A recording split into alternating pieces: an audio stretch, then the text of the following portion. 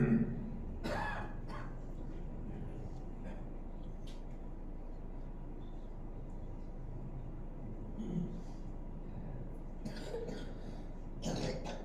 الله الرحمن الرحيم. الحمد لله رب العالمين، الرحمن الرحيم، مالك يوم الدين. إياك نعبد وإياك نستعين،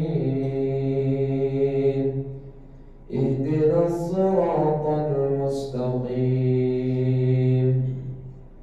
صراط الذين أنعمت عليهم غير المغضوب عليهم ولا الضالين.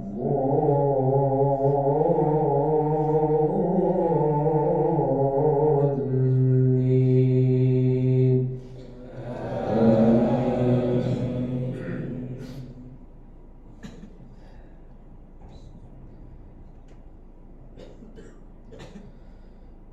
ألم تر أن الله يعلم ما في السماوات وما في الأرض؟ ما يكون من نجوى ثلاثة إلا هو رابعهم، ولا خمسة إلا هو سادسهم، ولا أدنى من ذلك ولا أكثر إلا هو معهم أينما كانوا، ثم ينبئهم بما عملوا يوم القيامة. إن الله بكل شيء عليم. ألم تر إلى الذين نهوا عن النجوى ثم يعودون لما نهوا عنه ويتناجون بالإثم والعدوان ومعصية الرسول، وإذا جاءوك حيوك بما لم يحيك به الله، ويقولون في أنفسهم لولا يعذبنا الله بما نقول، حسبهم جهنم يصلونها فبئس المصير. الله أكبر.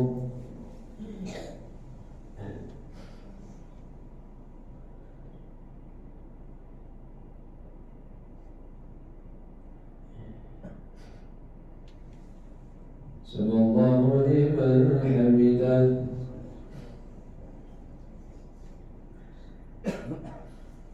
الله أكبر.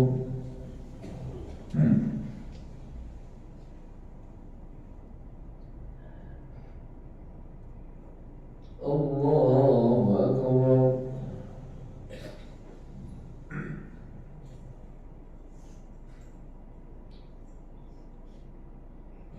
الله أكبر.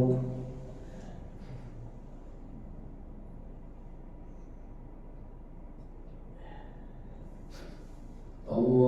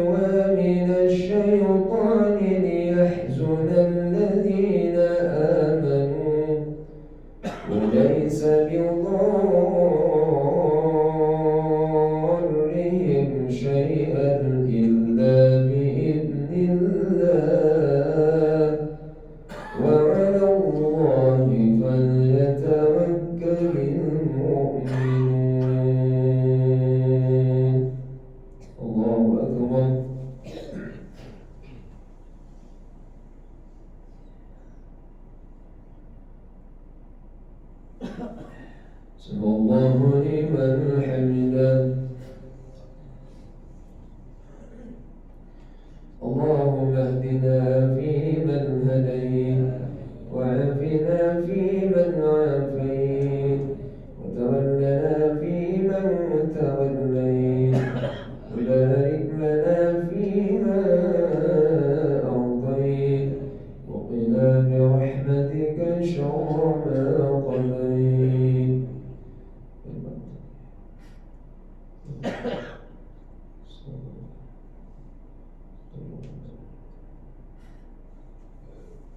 الله أكبر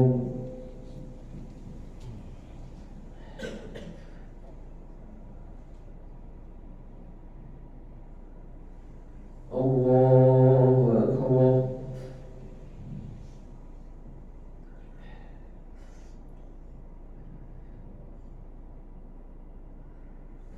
الله أكبر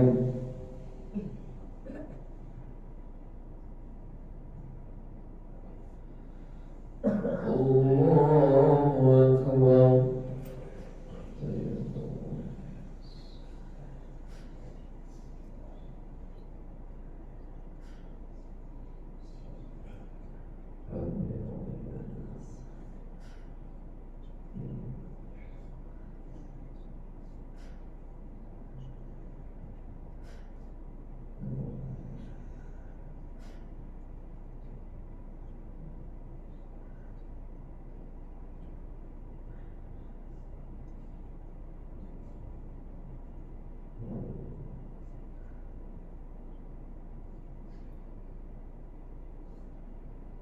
السلام عليكم ورحمة الله السلام عليكم ورحمة الله صلى الله عليه وسلم.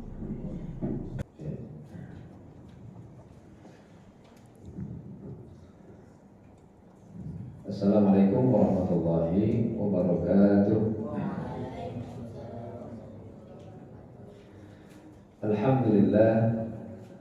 Alhamdulillahilladzi allafa baina qulubina fa asbahna bi ni'matihi ikhwana.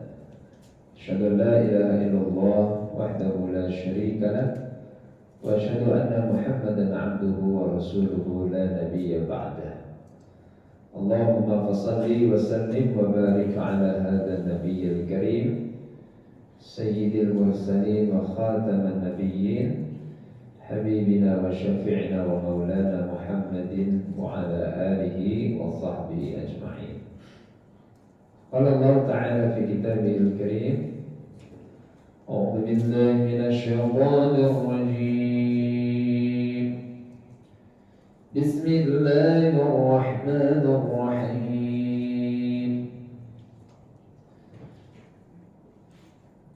وما محمد إلا رسول قد خلت من قبله الرسل أفإن مات أو قتل انقلبتم على أعقابكم ومن ينقلب على عقبيه فلن يضر الله شيئا وسيجزي الله الشاكرين. Sadaqallahul Azim. Hadirin bapak-bapak, ibu-ibu, anak-anak jamaah Masjid Al-Marwah yang berbahagia. Segala puji bagi Allah, salam dan salawat kita sampaikan kepada yang mulia junjungan kita Rasulullah Muhammad sallallahu alaihi wa alihi wasallam. Bapak, ibu-ibu jamaah semuanya, yang mulia Rasulullah itu dalam rangkaian-rangkaian ibadah kita itu selalu disebut kayak kita sholat. Sholat itu kan pada prinsipnya memuji Allah, mengagungkan Allah, membesarkan Allah. Kalimat-kalimatnya adalah kalimat-kalimat pengagungan. Kalau Allahu Akbar, Subhanallah, alhamdulillah, la ilaha illallah. At-tahiyyat, al-mubarakat, as-salawat, at-thayyibat. Semuanya berisi pujian kepada Allah Subhanahu wa ta'ala. Kita selingi dan selalu ada salawat kepada yang mulia Rasulullah Muhammad sallallahu alaihi wasallam. Pada saat kita tahiyat, kita bilang apa? Assalamu alayka ayyuhan nabiyyu wa rahmatullah. Itu namanya salam. Kalau sholawatnya di mana sholawatnya? Allahumma sholli ala Sayyidina Muhammad wa ala ali Sayyidina Muhammad. Jadi beda salam sama sholawat.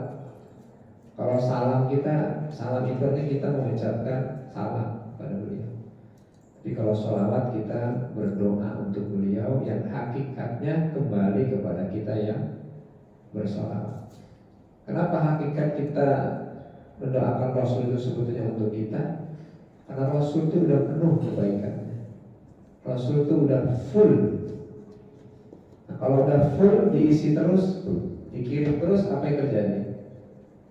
Apa? Luber ya, tumpah ya. Ibarat gelas dikasih air, udah penuh diisi terus, akibatnya apa? Tumpah. Nah, tumpahannya kemana? Tumpahnya kepada yang nuang itu. Nah, yang nuang itu siapa? Kita yang bersalawat. Jadi kalau kita bersalawat, kembali kepada kita. Maka inilah yang dimaksudkan dalam hadis Rasul, man shalla alayya salatan sallallahu alaihi asyra.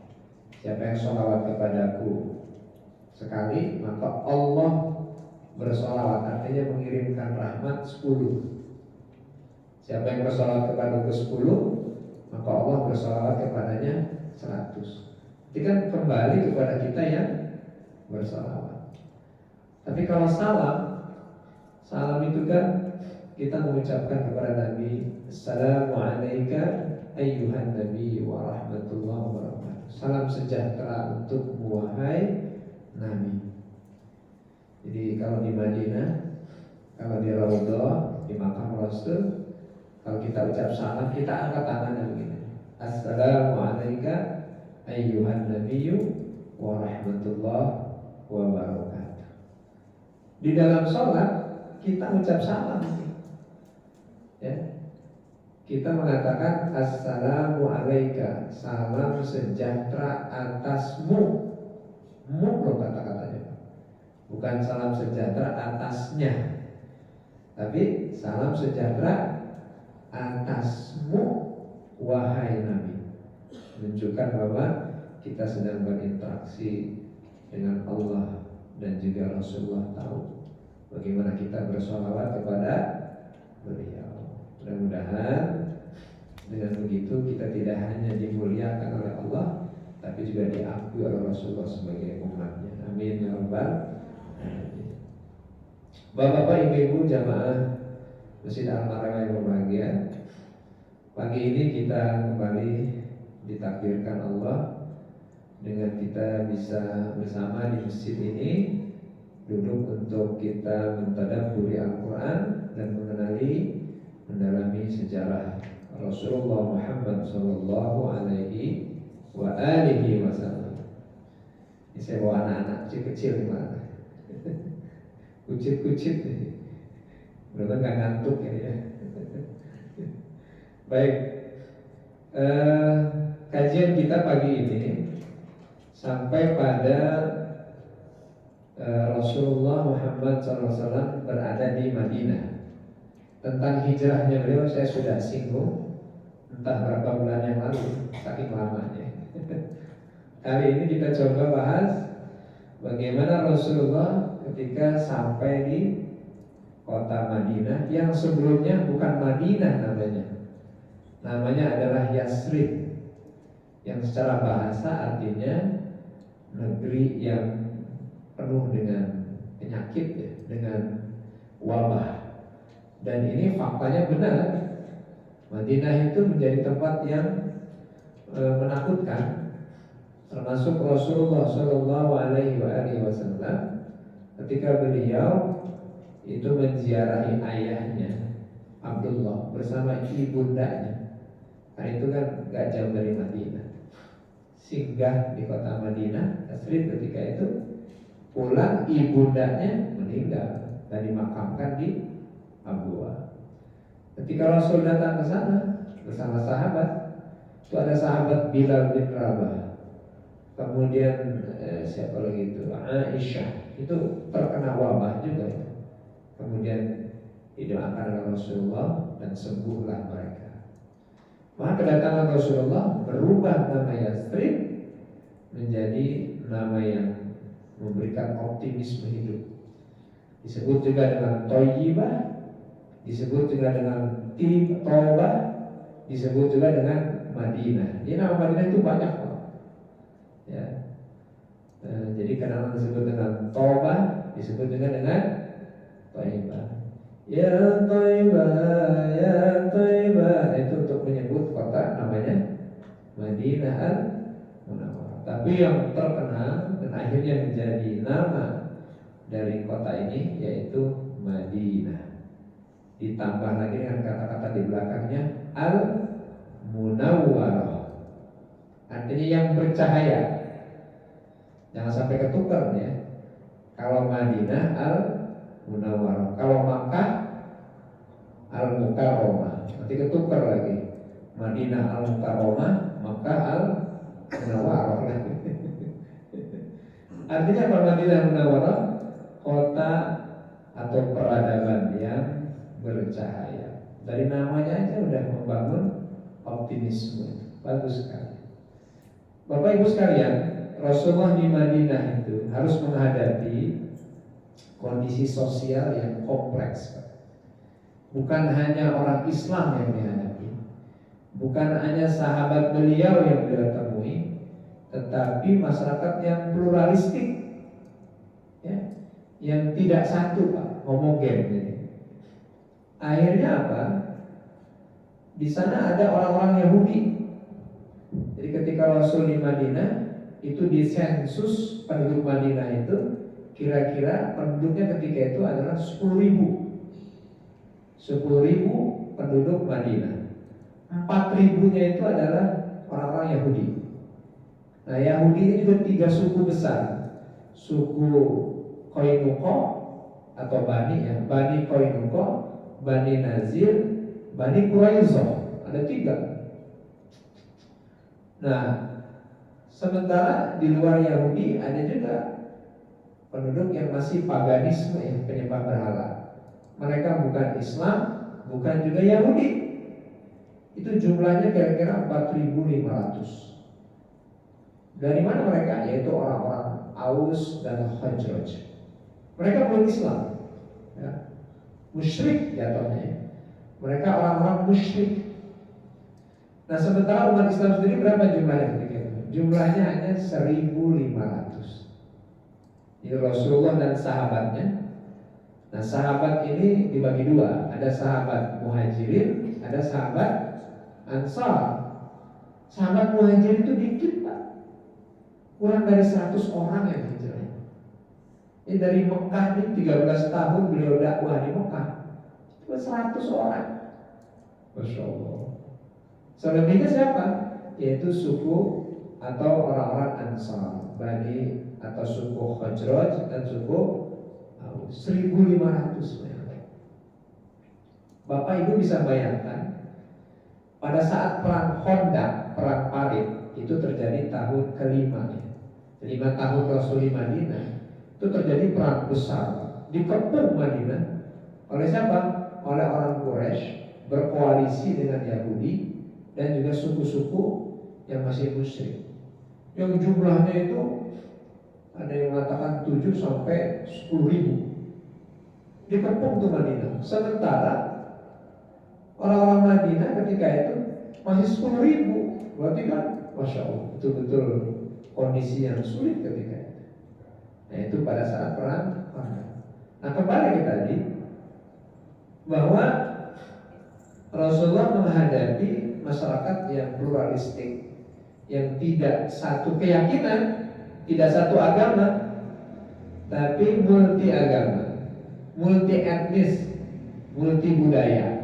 macam-macam lah gitu.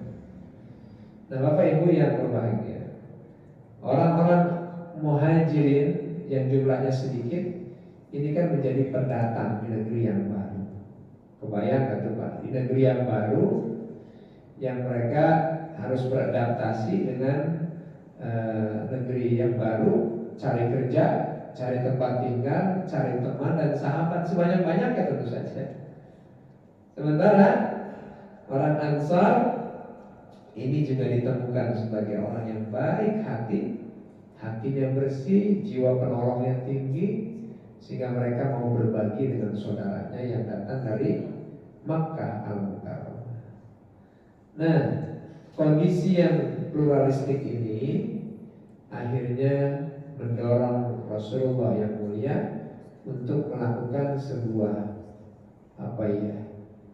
sebuah perjanjian politik, perjanjian sosial, supaya tidak ada konflik nanti, supaya bisa Madinah ini dibangun bersama dan milik bersama, bukan hanya milik Rasulullah, harus menjadi milik bersama, harus dibangun bersama dan harus dikuatkan oleh elemen masyarakat Madinah secara bersama-sama. Maka di situ ada orang kafir, musyrik, Yahudi, Nasrani, dan juga sahabat Rasulullah SAW. Nah, perjanjian sosial itu kemudian termonumentalkan dalam namanya itu adalah Piagam Madinah, atau bahasa Arabnya itu Sahifatul Madinah. Sahifah, lembar perjanjian sosial orang-orang Madinah. Apa sih isi dari perjanjian Madinah atau Piagam Madinah ini? Ya isinya persamaan, kebebasan, hak asasi manusia, dan kemanusiaan. Kira-kira gitulah isinya. Artinya perjanjian itu, piagam itu dibuat untuk melindungi tumpah darah, kalau bahasa kita kan gitu, tumpah darah penduduk Madinah, melindungi hak asasi manusia, serta memberikan kebebasan beragama buat penduduk Madinah, serta kemanusiaan yang diusung bersama supaya tidak ada yang teraniaya, yang terzolimi satu sama lain. Bayangkan saat itu ya. Saat itu kalau sekarang dihitung berapa abad ya Pak? Sekarang tahun hijrahnya berapa? 1445. Berarti 1400 saja udah 14 abad ya. 1445-nya itu dihitung dari sejak kapan itu? Dihitung dari sejak hijrah. Nah, dihitung dari sejak hijrahnya Rasulullah. Kalau dihitung dari sejak meninggalnya Rasulullah, dikurangi aja 10 tahun. Kalau dihitung dari sejak lahirnya, dari sejak lahirnya Nabi, ditambah aja, berapa ditambahnya? Ditambah menjadi 43. Jadi itu kira-kira. Nah Bapak Ibu yang berbahagia, jadi isi Piagam Madinah secara garis besar ya, bicara tentang persamaan derajat, kebebasan beragama, dijaminnya hak asasi manusia, serta kemanusiaan yang adil dan beradab. Kira-kira gitu lah ya. Nah maka kalau kita bicara konteks keindonesiaan, sebetulnya dasar-dasar negara kita, sila-sila dalam Pancasila itu sebetulnya diilhami, itu diinspirasi oleh Piagam Madinah. Kita tahulah siapa yang merumuskan Pancasila, 5 dasar yang udah kita hafal. Anak hafal nggak Pancasila? Hafal nggak Pancasila? Baru kemarin ya peringatannya. Berapa tahun kita merdeka? Berapa tahun? 78. 78 Indonesia sudah merdeka. Rasulullah membangun Madinah berapa tahun? 10 tahun. Rasulullah mendirikan negara Madinah Madinah, membangun kota Madinah hanya cukup berapa tahun? 10 tahun. Tapi bisa dikenal oleh masyarakat dunia dan mewarnai peradaban dunia. Indonesia sudah 78 tahun. Ya. Sudah mewarnai apa nih Indonesia ini? Nah, jadi kembali ke tadi, Piagam Madinah ini menjadi pegangan buat penduduk Madinah, orang Yahudi, orang-orang musyrik, dan juga Rasulullah dan kaum muslimin yang ada di kota Madinah. Nah, anak-anak yang berbahagia. Jadi itu yang dibuat. Jadi dari sini kita tahu bahwa Rasulullah itu seorang yang mengerti tentang bagaimana menata, membangun sebuah negara. Dan ketika itu beliau dikukuhkan sebagai pemimpin. Jadi beliau tidak hanya seorang rasul buat orang beriman, bukannya seorang nabi buat orang beriman, tapi beliau sebagai pemimpin buat penduduk Madinah. Apakah orang Yahudi sepakat ketika itu? Ya sepakat dengan beberapa syarat tentu saja. Apakah diterima kepemimpinan Rasulullah oleh orang-orang musyrik? Sebetulnya buat orang Yasrib ketika itu Rasul itu dinanti-nanti sebetulnya. Demikian orang Yahudi sebenarnya menanti-nanti juga kehadiran Nabi. Bagaimana buktinya? Apa buktinya bahwa orang Yasrib ketika itu menanti Rasulullah? Karena suku Aus dan Khazraj itu lama berselisih, lama berseteru, puluhan tahun mereka berantem terus. Dan mereka merindukan seorang pemimpin, seorang penengah yang bisa mendamaikan perseteruan yang berlangsung lama.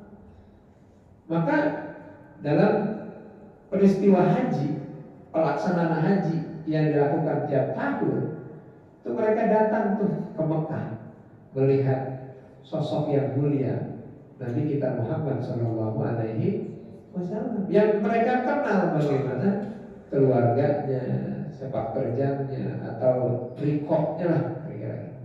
Sampai akhirnya orang Yasrib ketika itu melakukan sumpah setia di hadapan Rasul dalam peristiwa apa? Bai'ah al-Aqobah.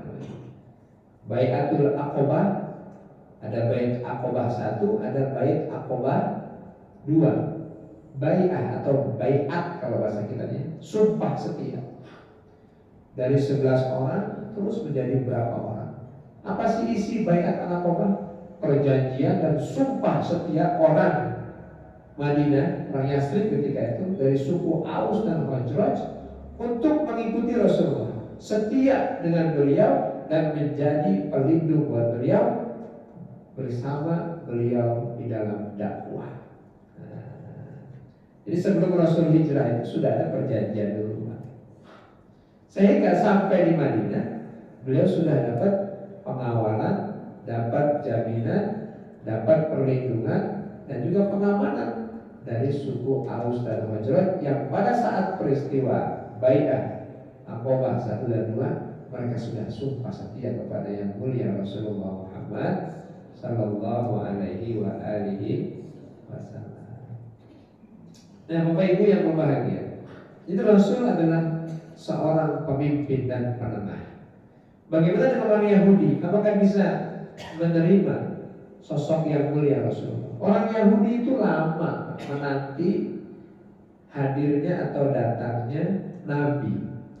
Kalau mereka lagi berseteru nih Pak, lagi berantem sama orang suku Aus dan Khazraj, apa kata orang Yahudi?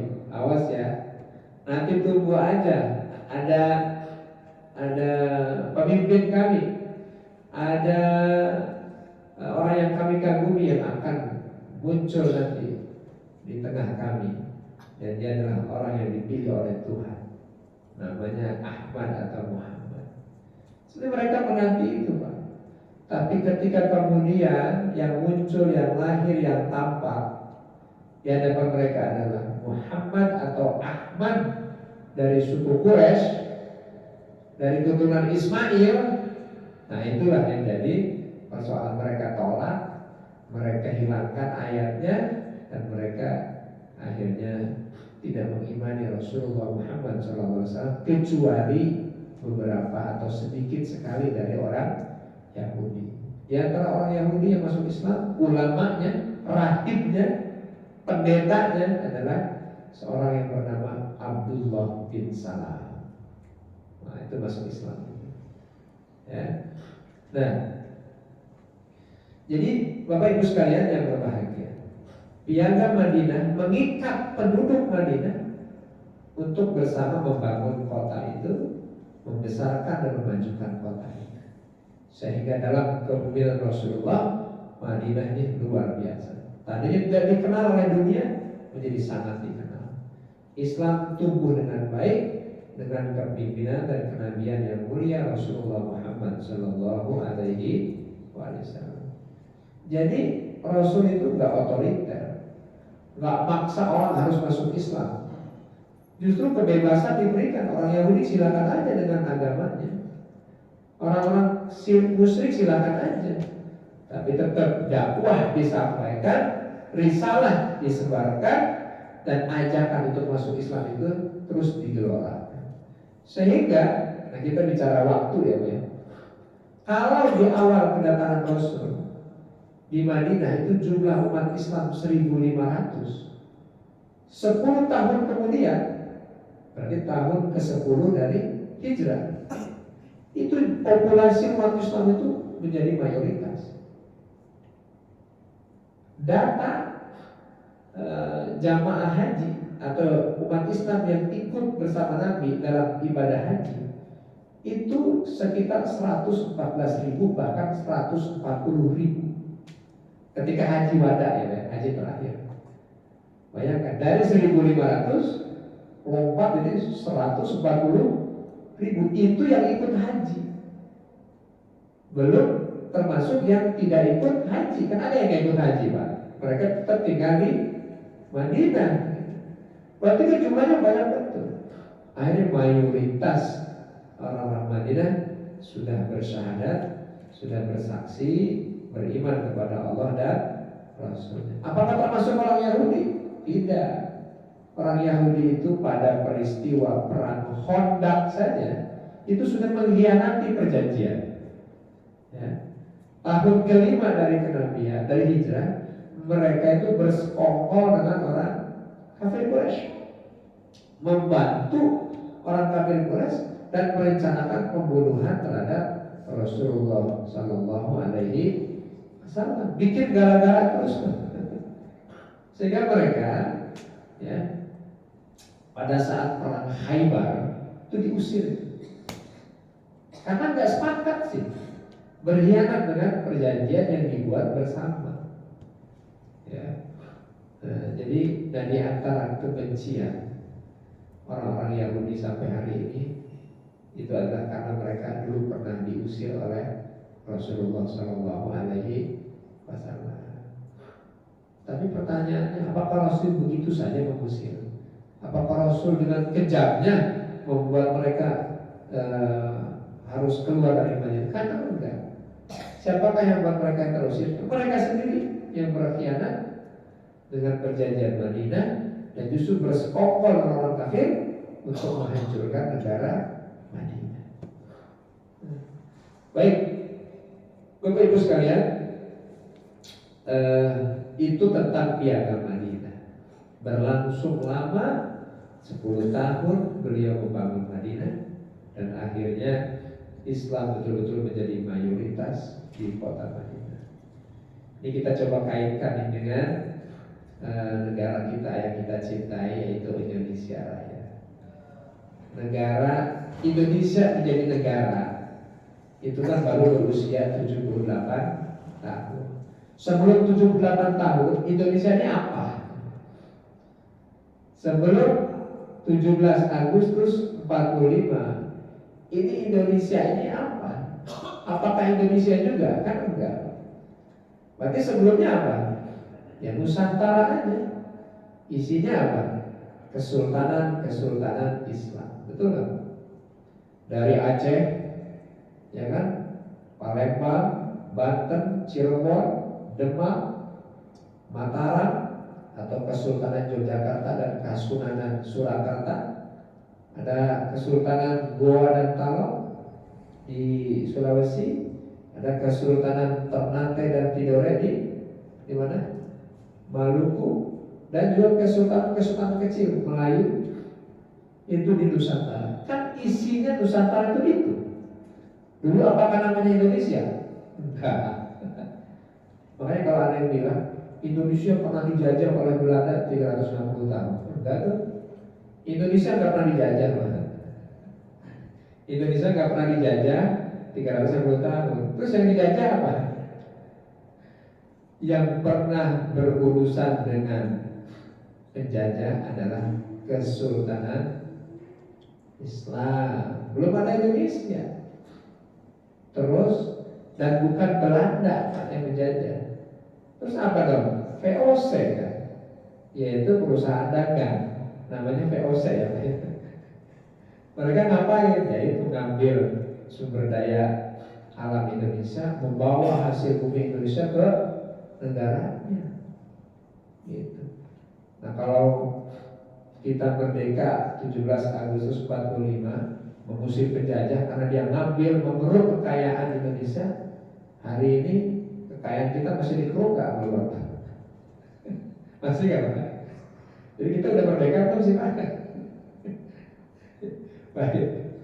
Nah kembali ke tadi bahwa kerajaan atau kesultanan Islam yang ada di Nusantara dari barat ke timur, yang mereka tidak saling mencaplok satu sama lain, yang tidak saling menyerang satu sama lain. Adakah ceritanya kerajaan Demak menyerang kerajaan atau Kesultanan Banten? Pernah nggak? Kayaknya nggak ada deh. Pernah nggak Kesultanan Banten meluluh lantahkan atau membombardir atau menyerang Kesultanan Cirebon? Nggak pernah.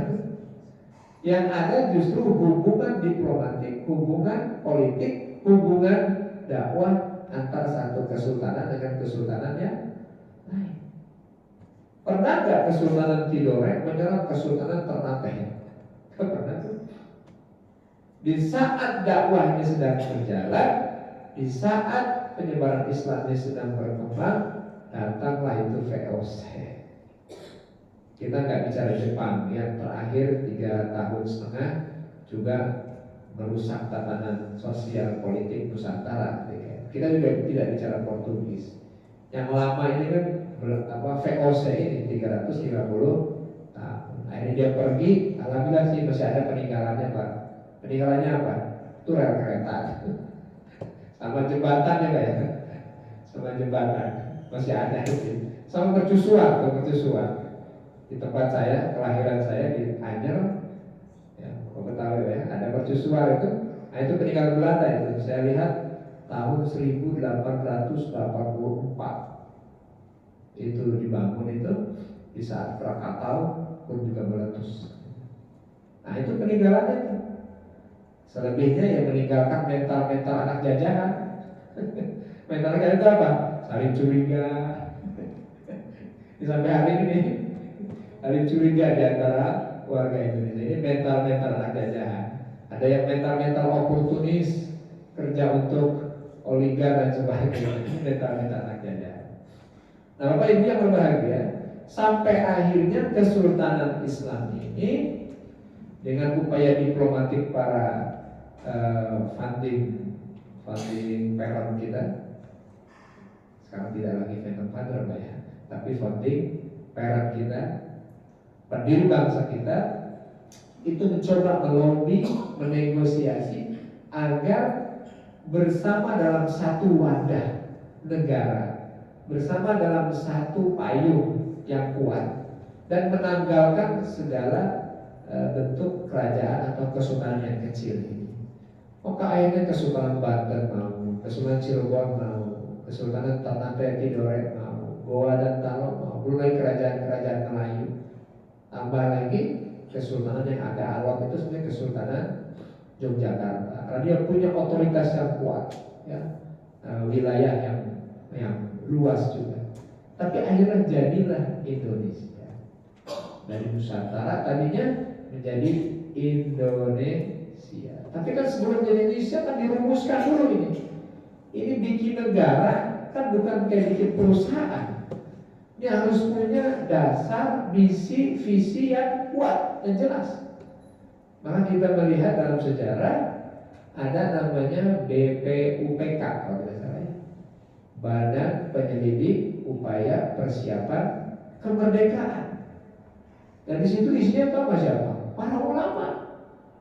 Ya, isinya adalah para ulama di samping tokoh-tokoh nasional yang lainnya seperti Bung Karno dan Bung Hatta. Kalau kita lihat itu BPUPK, Badan Penyelidikan Upaya Persiapan Kemerdekaan. Itu kan Soekarno jelas lah ya. Tapi dari kalangan ulama itu ada Agus Salim, ada Wahid Hasim, Ki Bagus Hadi Kusuma. Ki Bagus Hadi Kusuma itu kan tokoh Muhammadiyah. Wahid Hasim mewakili Nahdlatul Ulama. Agus Salim mewakili Serikat Islam. Masya Allah. Belum lagi misalnya Abi Kusno, ya kan? Kemudian Muhammad Yamin, ada lagi Kahar Muzakar. Satu aja yang non Muslim itu A.A. Maramis. Ini bukan orang Sunda ya. Tadi kira orang Sunda lagi A.A. Maramis. Nama panjangnya adalah yaitu Alex Andreas Maramis. Dia dari timur sana. Jadi dari 9 BPUPK, 8-nya adalah Muslim dan mereka adalah para ulama, para tokoh Islam, pergerakan yang menghendaki negara yang baru ini betul-betul mengilhami semangat keislaman yang luar biasa. Maka jangan kaget ketika rumusan Piagam Jakarta 22 Agustus ya, 22 Agustus itu isinya adalah 5 sila yang diusulkan oleh para ulama. Di antaranya adalah ketuhanan yang Maha Esa dengan menjalankan syariat Islam bagi pemeluknya. Kan 3 kali Pak. Ada 1 Juli itu rumusan Bung Karno. Kemudian 22 Agustus 45 itu yang dirumuskan dalam Piagam Jakarta. Kemudian nanti itu ada yang tanggal 18 Agustus 22 Juli ya, 22 Juli. Nah akhirnya jadilah 5 dasar itu yang kita hafalkan sekarang: ketuhanan yang Maha Esa, kemanusiaan yang adil beradab, persatuan Indonesia, terus apa namanya? Kerakyatan yang dipimpin oleh hikmah, kebijaksanaan dalam permusyawaratan perwakilan. Yang terakhir, keadilan sosial bagi seluruh rakyat. Apa? Santri harus apa? Jadi santri itu lebih berhak untuk mengisi kemerdekaan.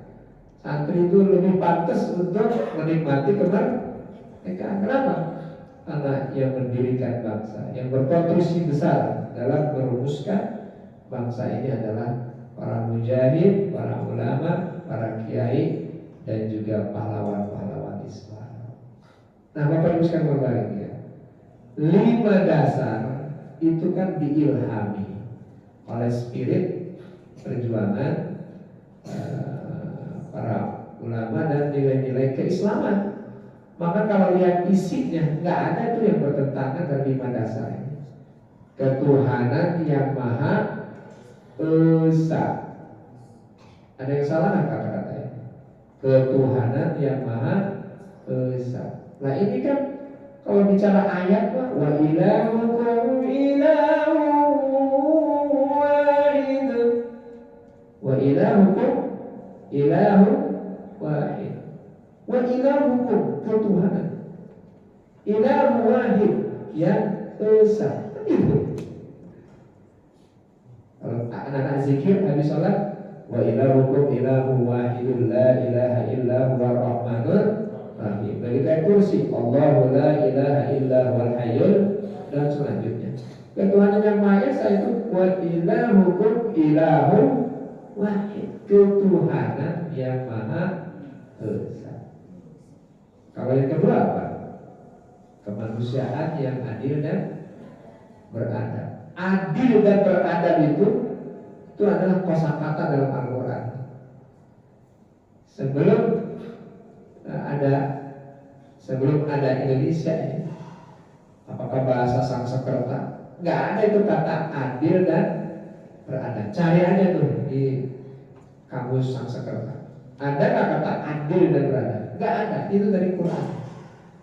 Kemanusiaan yang adil. Innallaha ya'muru bil adli, adil, beradab, adab, harus punya adab, itu bahasa Arab. Maka pengertian penjelasan tentang adil itu harus dikembalikan kepada aslinya, kepada sumbernya. Apa itu adil? Kata para ulama, wad'u syai' fi mahallih, menempatkan sesuatu pada tempatnya. Adil itu bukan sama rata. Adil itu bukan dibagi sama. Bapak punya anak 5, yang satu kuliah, yang satu SMA, yang ketiga SMP, yang keempat SD, yang satu TK. Dia ngasih jajan sama semuanya 20.000 sehari. Adil nggak? Adil nggak? Ya nggak adil lah. Kata anak kuliah, enak bener. Si Adi yang TK jajannya 20.000, saya kuliah mesti fotokopi lah, mesti jalan lah, jajan lah, masa 20.000? Adil itu bukan sama rata, tapi menempatkan sesuatu pada tempatnya. Kira-kira kalau bicara populasi umat Islam di Indonesia, berapa persen sekarang Pak? 85 ya. Padahal sensus awal ketika kemerdekaan umat Islam itu 98%. Yang saya tahu dulu. Berarti udah susut berapa ya? Sekarang 85. Ini kemana ya sekian persen ini? Menjadi murtad semua. Kemana ini? Nah artinya apa? Jumlah yang mayoritas ini mestinya diberikan tempat lebih banyak, lebih besar daripada yang sedikit. Dalam hal apa? Ya dalam semua hal. Tentang ya apa namanya, kepemilikan tanah, kontribusi atau porsi di parlemen, apalagi Pak, jadi wakil-wakil rakyat.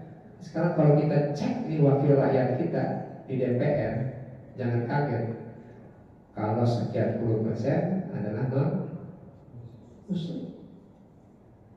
Ini 30%-nya non muslim. Berarti kalau 30 berarti kan 70 sisanya. Berarti kan tidak mempresentasikan jumlah mayoritas yang semestinya dipegang oleh umat Islam. Ini menjadi evaluasi kita ini. Jadi selama ini umat Islam memilih wakil rakyatnya yang tidak sekeyakinan, yang tidak seagama dengan konsepnya. Nah besok pemilihan ini, pemilihan apa? Wakil rakyat. Harus tahu siapa yang mewakili kita. Jangan asal coblos aja. Ya. Dan nggak salah orang memilih calon wakilnya itu yang seagama, karena ya satu frekuensi lah, satu misi dan satu visi. Gitu. Jangan hanya melihat, oh dia jujur. Jujur itu ukurannya apa? Ya. Ya sekarang anak sebelum jadi wakil jujur, setelah jadi wakil lain sebagainya. Baik, kembali ke tadi. Bicara sila dasar, sila-sila dalam Pancasila itu diilhami oleh Al-Quran dan hadis Rasulullah Muhammad SAW. Persatuan Indonesia itu kan sebetulnya pemaknaan dari wa'tasimu bihablillahi jami'an wa la tafarraqu. Ali Imran ya, 102. Berpegang teguhlah kalian, bersatulah ya, dengan tali Allah dan jangan bercerai-berai. Wah, karena ada ayatnya. Terus yang keempat gimana? Kerakyatan yang dipimpin oleh hikmah, kebijaksanaan dalam permusyawaratan dan dari kata-katanya aja Pak, itu berasal dari bahasa Arab semua. Kerakyatan itu bahasa Arab. Rakyat atau ra'iyah, artinya yang dipimpin itu ra'iyah. Yang dipimpin oleh hikmah, hikmah itu bahasa Arab. Bahasa Al-Quran itu. Ya. Walladzi ba'atha fil ummiyina rasulan minhum yatlu 'alaihim ayatihi wa yuzakkihim wa yu'allimuhumul kitaba wal hikmah. Yu'til hikmata man yasha wa man yu'tal hikmah faqad utiya khairan katsiran. Dari Quran itu. Apa itu pengertian hikmah? Jangan tanya sama orang yang tidak mengerti tentang kata itu sendiri. Tanya ke siapa? Mestinya tanya kepada dulu perebus Pancasila itu. Siapa mereka? Ya Agus Salim, Abi Gusno, Ki Agus Hadikusumo, Wahid Hasyim. Mereka nggak ada kan? Tapi penjelasan itu kan ada. Nah, kerakyatan yang dipimpin oleh hikmah kebijaksanaan dalam permusyawaratan. Itu juga bahasa Arab, bahasa Quran itu. Permusyawaratan dan perwakilan. Itu dua kata bahasa Arab. Musyawarah ada kan di Quran? Ada. Wasyawirhum fil amr, kata Allah. Bermusyawarah kalian dalam berbagai urusan. Atau dalam surat Al-Imran ketika Allah berfirman, fa'fu anhum wastaghfir lahum wasyawirhum fil amr fa idza azamta fatawakkal 'ala Allah. Jadi ada semuanya. Itu permusyawaratan. Bagaimana kan perwakilan? Bahasa Arab juga itu. Kita biasa tuh kalau zikir hasbunallah wa ni'mal wakil, ni'mal maula wa ni'mal nasir, bismillahi apa lagi? Tawak. Jadi wakil itu ya semacam memasrahkan ya, urusan. Ya. Hasbunallah, cukuplah Allah, wa ni'mal wakil, sebagai wakil. Jadi kita menyerahkan urusan segala sandaran kepada Allah. Demikian sistem perwakilan kita itu kan berarti kan kita mengamanahkan atau menyerahkan aspirasi kita kepada wakil kita. Apakah di DPR ya, sebagai legislatif, maupun juga kita menyerahkan ini pengurusan negara kepada yang kita wakilkan, yang suara kita diberikan kepada dia. Siapa itu? Eksekutif. Siapa? Presiden. Karena untuk mengawal itu semuanya ya, ada lembaga hukum yang menjadi penengah atau tempat penyelesaian sengketa hukum. Namanya apa?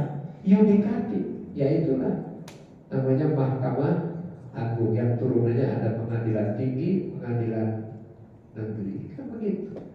Jadi Indonesia ini dibuat dengan sistem negara yang luar biasa, dan para ulama dulu berkontribusi besar dalam membentuk negara Indonesia ini.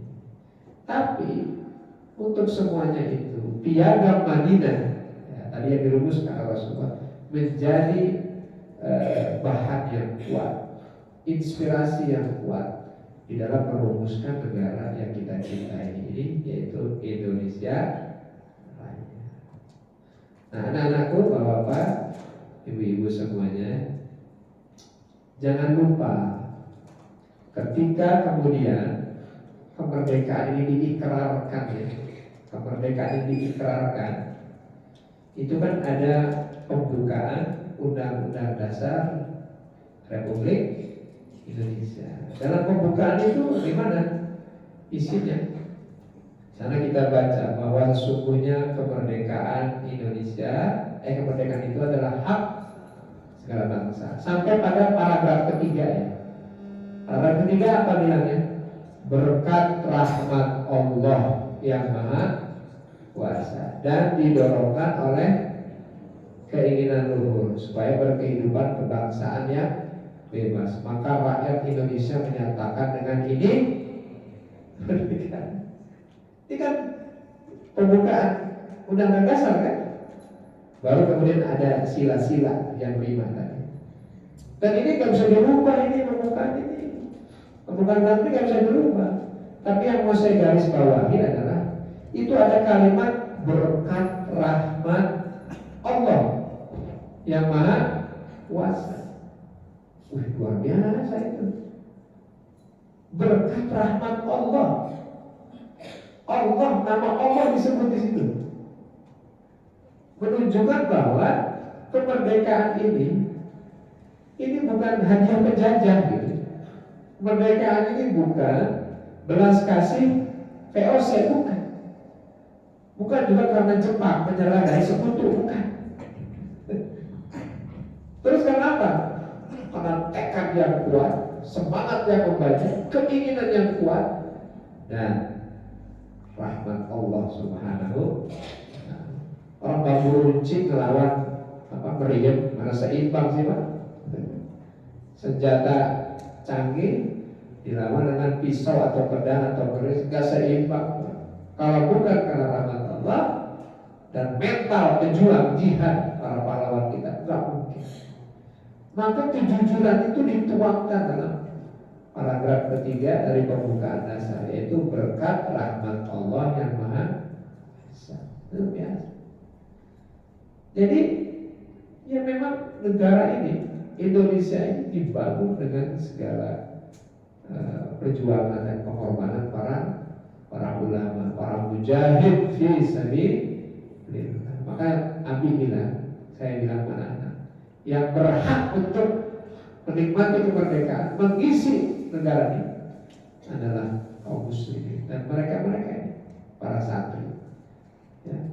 Ketika kemudian resolusi jihad dikeluarkan, Surabaya ketika itu kan menyemangati para santri untuk turun keluar dari pesantren untuk apa?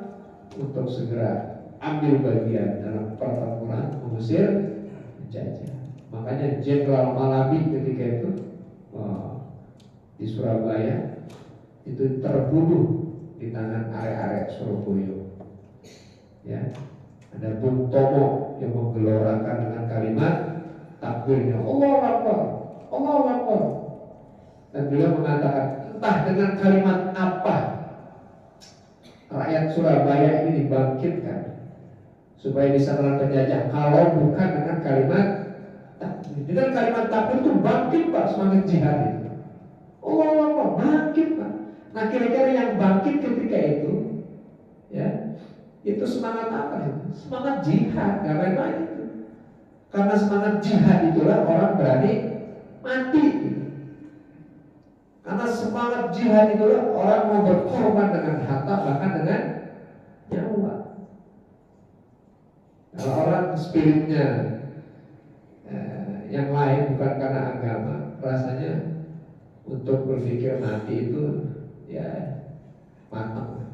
Tapi ini karena ini adalah panggilan jihad, apalagi yang nyuruh adalah ulama, para kiai, siap ikut. Nah, kira-kira itulah gambarannya. Nah, Bapak Ibu yang berbahagia. Jadi di usia 78 Indonesia merdeka ini memang mesti kembali kita melihat peta perjalanan negara. Melihat lagi nih, mapnya ini Indonesia ini berjalan maju ini sesuai dengan janji-janji kemerdekaan atau enggak ini, atau jalan bebas ini, nggak tahu arah mau kemana Indonesia dibangun. Pertanyaannya, janji kemerdekaan itu apa? Apa sih yang dulu yang diinginkan oleh founding parent kita dengan mendirikan Indonesia? Kan ada beberapa poin. Poinnya apa? Mencerdaskan kehidupan. Berarti negara ini punya janji dengan bangsanya, harus mencerdaskan anak bangsa. Bagaimana mencerdaskan anak bangsa? Pendidikan harus diperhatikan. Jangan sampai ada anak bangsa yang tidak punya akses untuk mendapatkan pendidikan.